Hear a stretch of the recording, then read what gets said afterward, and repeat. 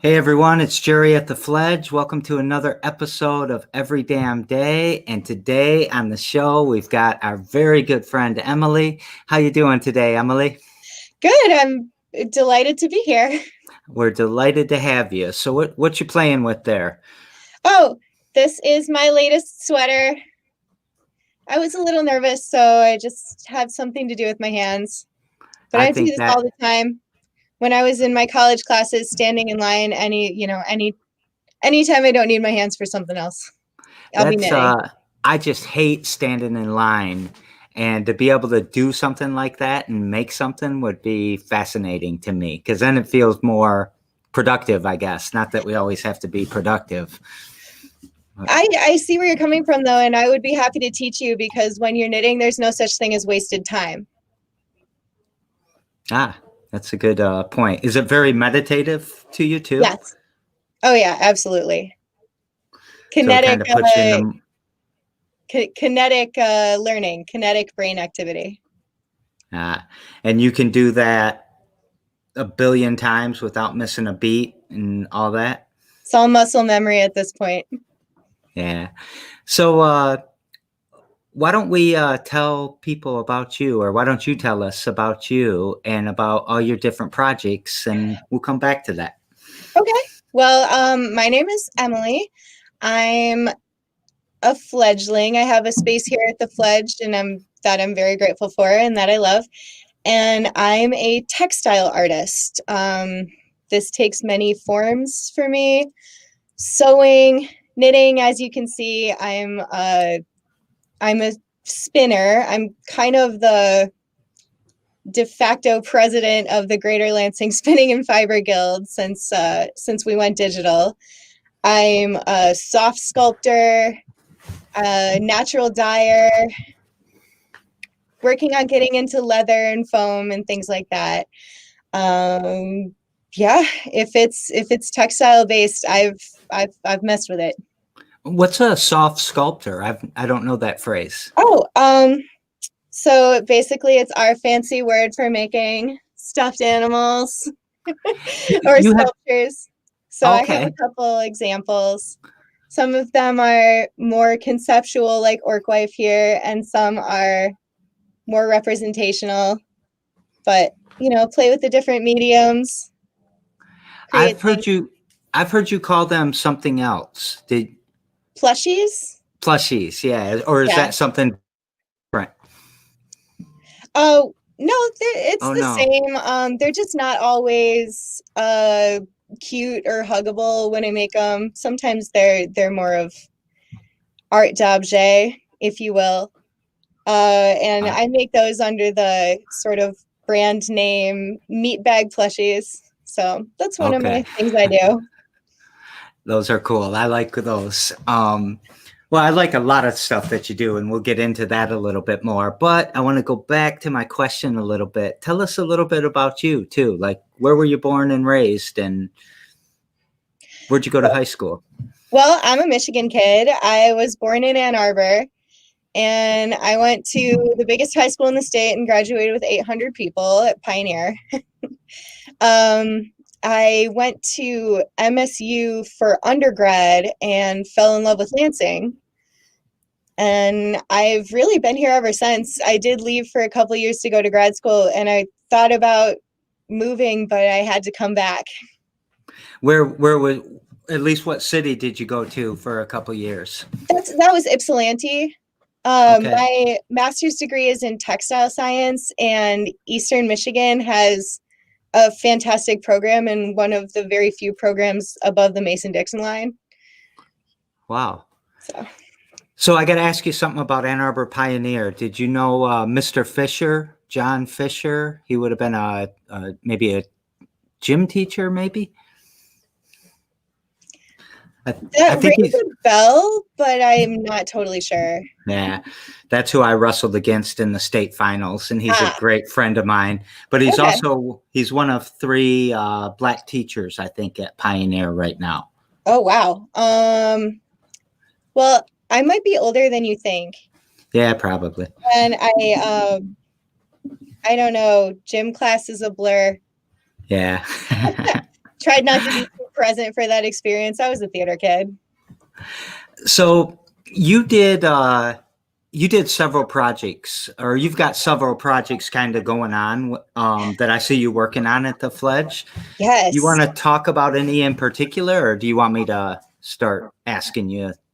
Well, the primary project for any sewist right now, I mean, not any, but really a lot of us, is of course masks. Making sure that everybody has their masks. So it's been a ton of that.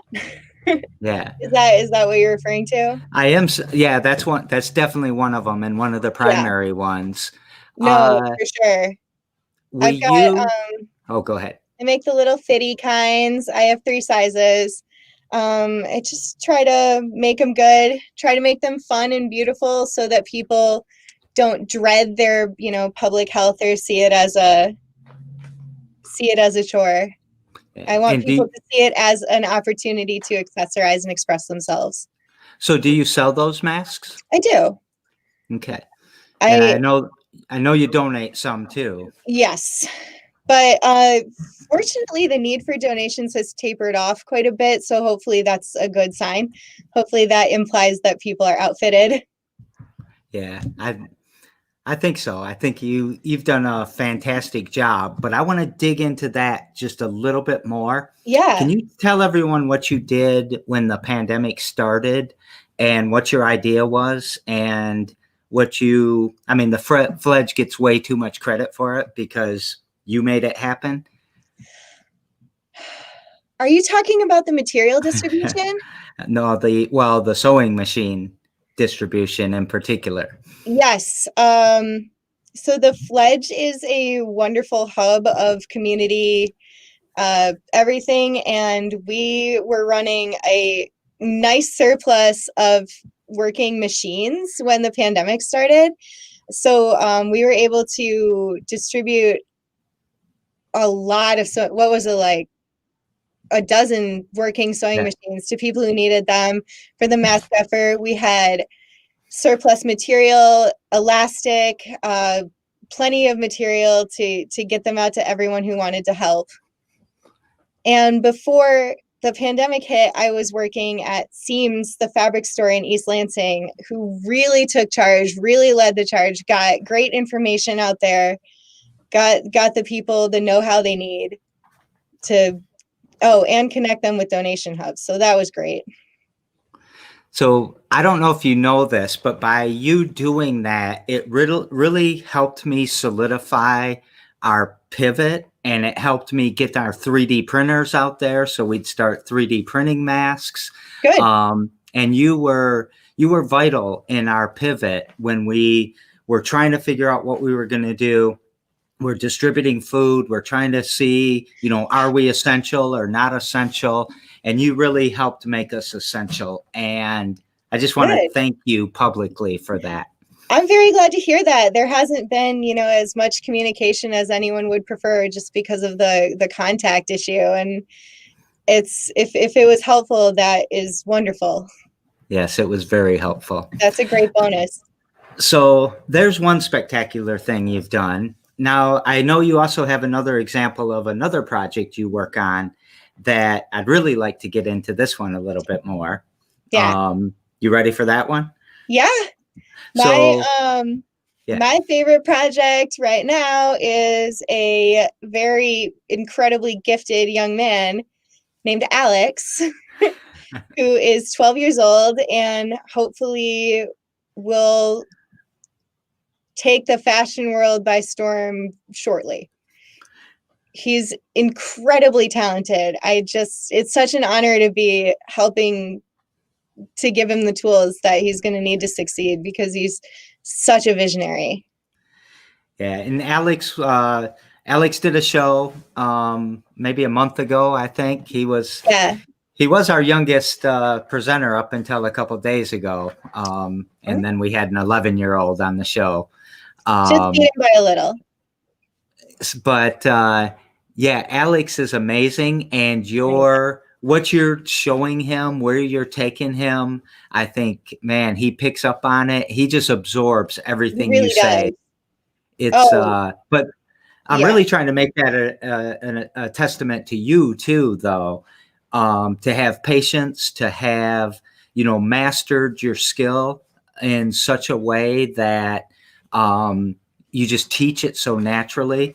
Uh, it's that was actually the third project I was going to talk about. oh, But what you've done with Alex and how you're helping a student like that, especially at this time, like this is the time for him to be, it is. doing this, because regular school is kind of weird and all that Yeah, stuff, and just having that project. Um, and this is a kid that lives on the north side, that lives in poverty, and this is a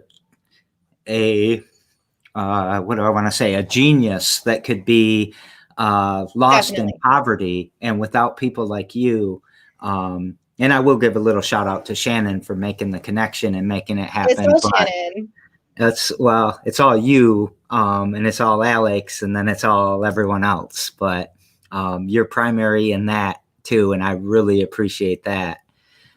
Um, but the third Alex thing was, oh, go Alex ahead. is really amazing. I've taught adults at the store, and I've done all sorts of educating. I was a college professor until the department got downsized. Ahem. I've had many students. Alex is the most gifted. I think Alex will be my legacy ultimately. That's amazing to hear. He's going to be quite happy about that, I'm sure. But he's so, I don't even know how to say it. I mean, he's so passionate about it, and the fashion for queens and the puffy. He's just so cute about it too. Totally. um, so Alex is number two, and then number three. Let's talk about period poverty a little bit. Yeah. So this is my like soapbox. This is my big personal thing that I'll tell anyone who will listen. It's not talked about because A, it's icky, and B, it's women, and well, it is what it is. But period poverty is a huge problem in this country. Whether it's just any average citizen who doesn't have the supplies they need and the resources to get them, or incarcerated women, homeless women. Well, it's not even women. I mean to say menstruators. We'll cut that part out. I'm sorry.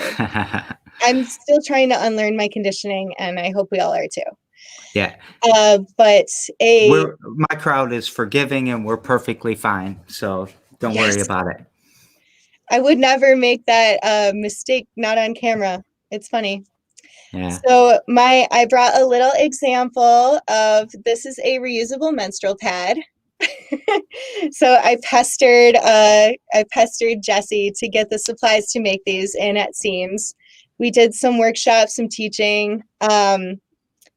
Whether you make them or buy them from an independent artist, or even just learn that they exist, the concept of reusable menstrual wellness products is super important. There's so much waste, and just getting the message out that period poverty exists, and figuring out what we can do to solve it.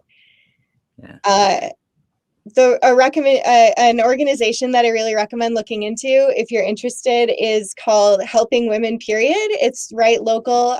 They're working on changing their name if possible to Helping People Period, for the reasons we just Yeah. discussed. But wonderful work, super worthy crusade, and that's something that the Fledge helps with too, distributing products and connecting people with resources. Yeah. I mean, I can't. Well, I can sort of imagine what it's like to have a period or whatever, Yeah. but not really. And I can't imagine having a mess and having to walk around all day being homeless or being stuck. I mean, everybody, all women, I'm sorry, all menstruators experience this. Yes. But when you call it period poverty, are you talking about poor people, or are you talking about a more abstract definition of poverty where it's just not available? It's a more abstract definition of poverty, although the poverty in the traditional definition is a big part of it. It's the fact that menstrual products can be extremely expensive. It's the fact that they can be just plain not available. You know, there's a machine in the bathroom, but it's empty, or you don't have $1 in quarters, or it could be anything. And there's a complex web of factors that just complicate this matter that everyone is entitled to have be free and easy.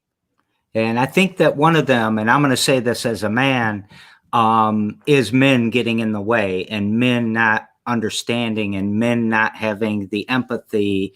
You know, they design the bathroom and don't do it right, and or they're trying to make money off from these products when that's we should be helping people.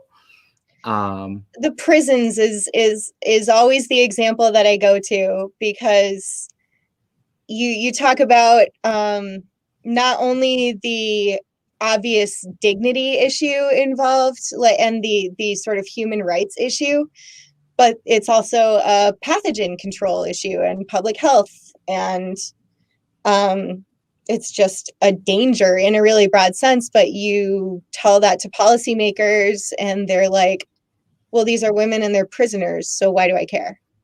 Yeah. So, that's my soapbox.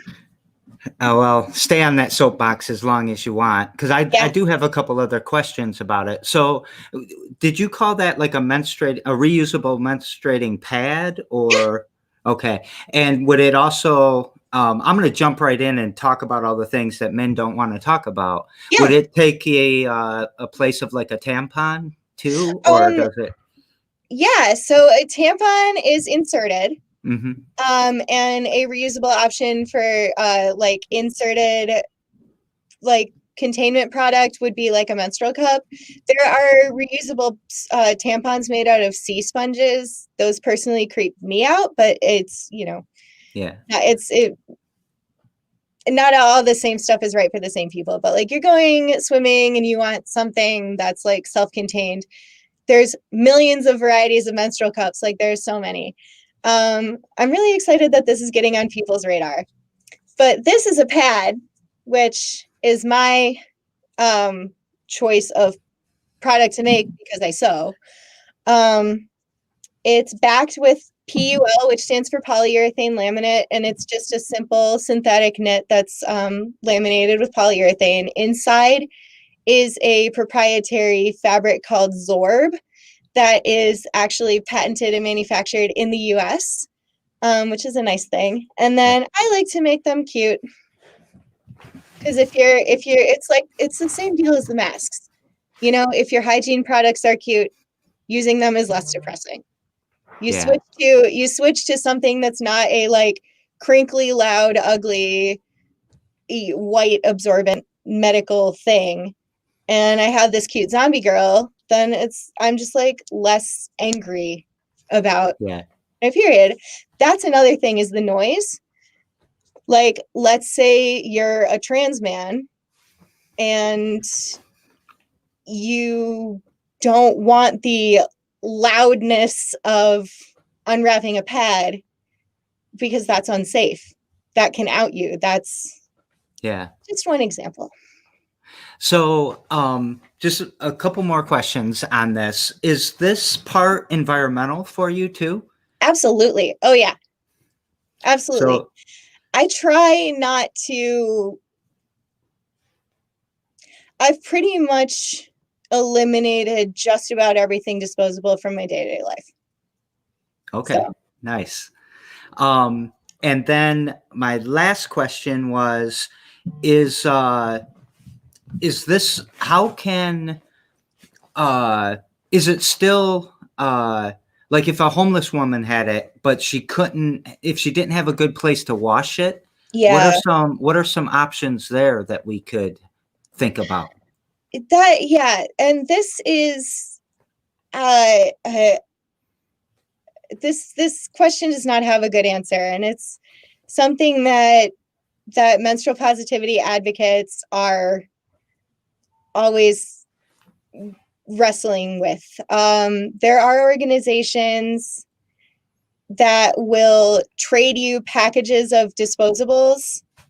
Like if you wanted to get rid of your disposables and trade in for a menstrual cup, they will give the disposables to homeless women who can't buy them, or other foundations to provide disposables. But in general, it's disposables are considered the best option for just people who don't have the luxury of laundry.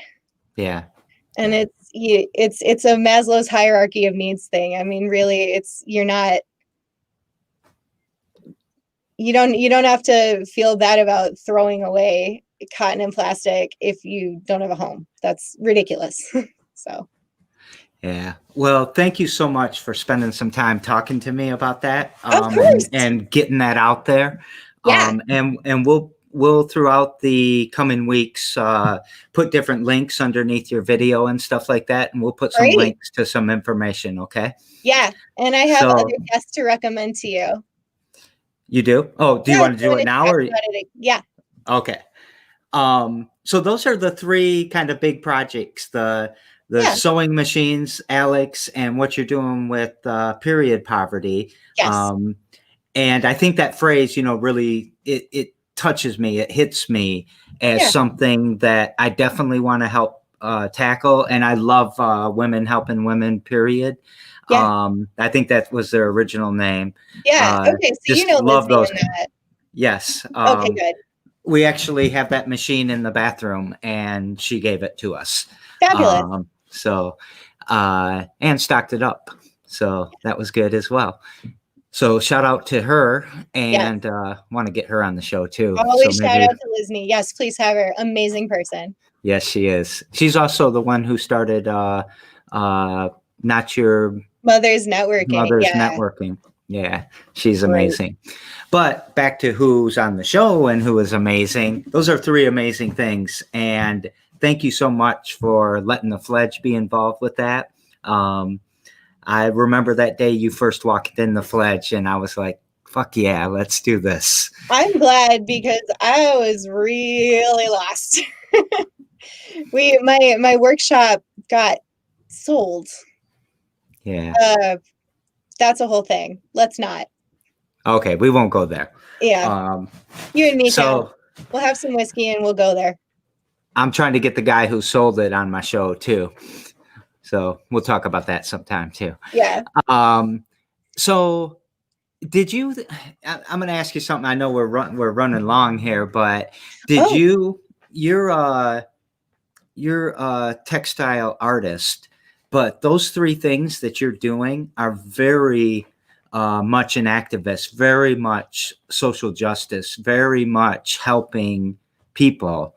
Did you make that connection from the beginning, or did you find that connection?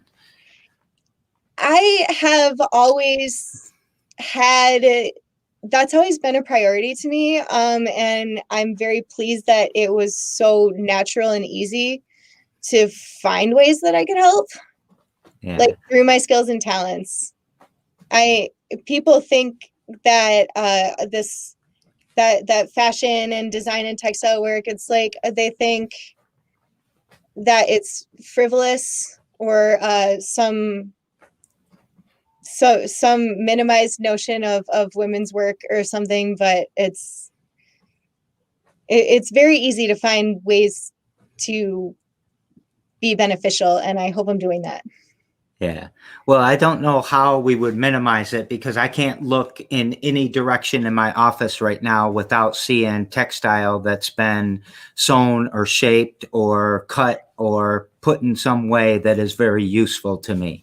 Yes, So, and you can't even see all of them. They're inside your walls. They're under the roads. It's everywhere. Yeah. So what's something you do every damn day to push your mission forward? The thing I do every damn day is math. Is what? Math.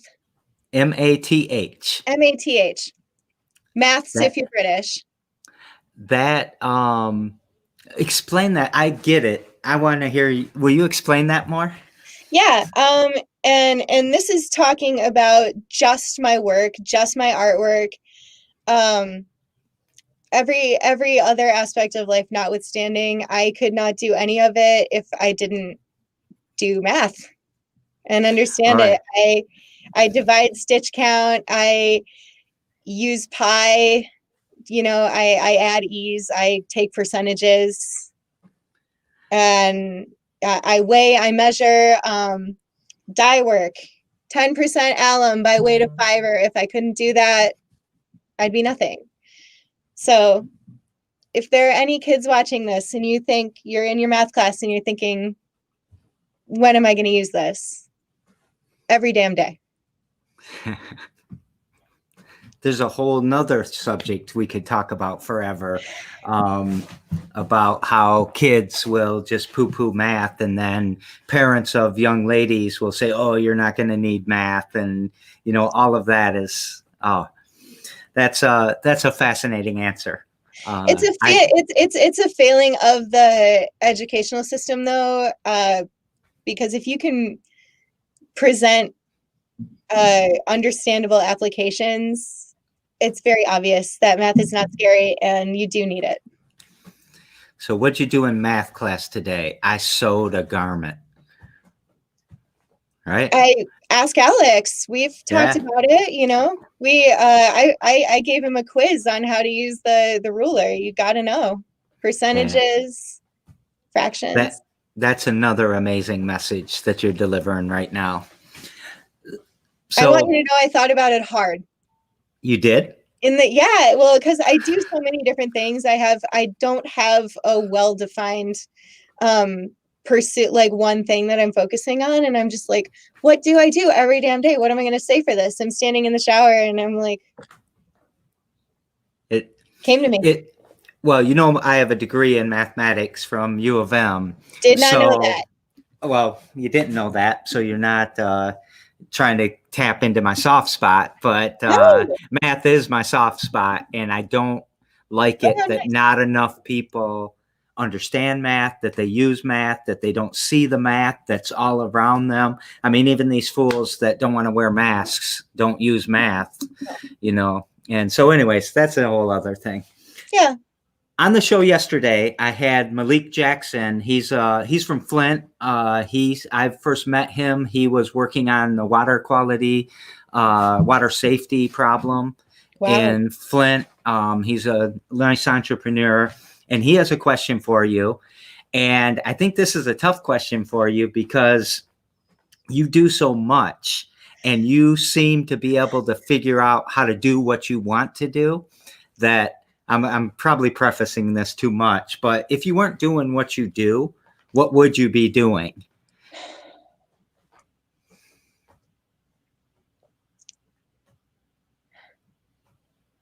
If I weren't spending my days and my time and my energy making things and trying things and figuring out what, if anything, I want to commit to and being an artist, I would be working at a job that bored me, and I would be coming home and rewarding myself with Netflix, and I would be being miserable. Are you telling people they should get out there and do what they want to do and make a difference? No, I would never tell anyone that because not everybody has that luxury. Oh, good I've been point. very fortunate. Good point. But that is our mission, to try to give people that luxury or to make that more normal. Yeah. And it's a big one. I've had every good fortune to allow it, but if you are able, then you shouldn't be scared. Yeah, that's great advice. So on the show tomorrow, Thomas, we know him affectionately as the electric car guy. Sure do. What question would you like to ask Thomas? I would like to ask Thomas what innovation or idea or concept has blown up and become popular or profitable for others that you feel like you thought of and that you wish you had credit for. That's the entrepreneur's nightmare, or you come up Sure. with this great idea and then you see it on the stores next year and all of that. Yeah. I'm going to turn that question on you.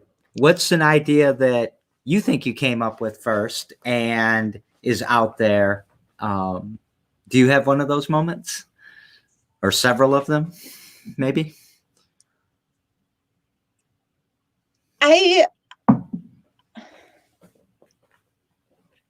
I don't, because I'm very proud of my thesis work in involving milkweed in spun textiles to increase buoyancy and decrease weight. That's a really quick and dirty explanation. But I think that was really innovative, and I don't think that it's been taken from me yet. I think I still have I still think there's the chance for me to be the milkweed person. And there's another impressive part of you, of going out there and getting it done. I am very afraid that it will be taken from me, but that's what, academic copyright is for.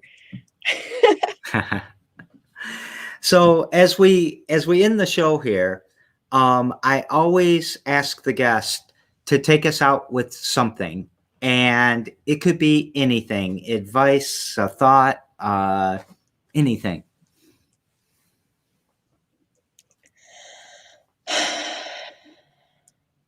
You didn't prepare me for this, Jerry. Nope, this one's the surprise one.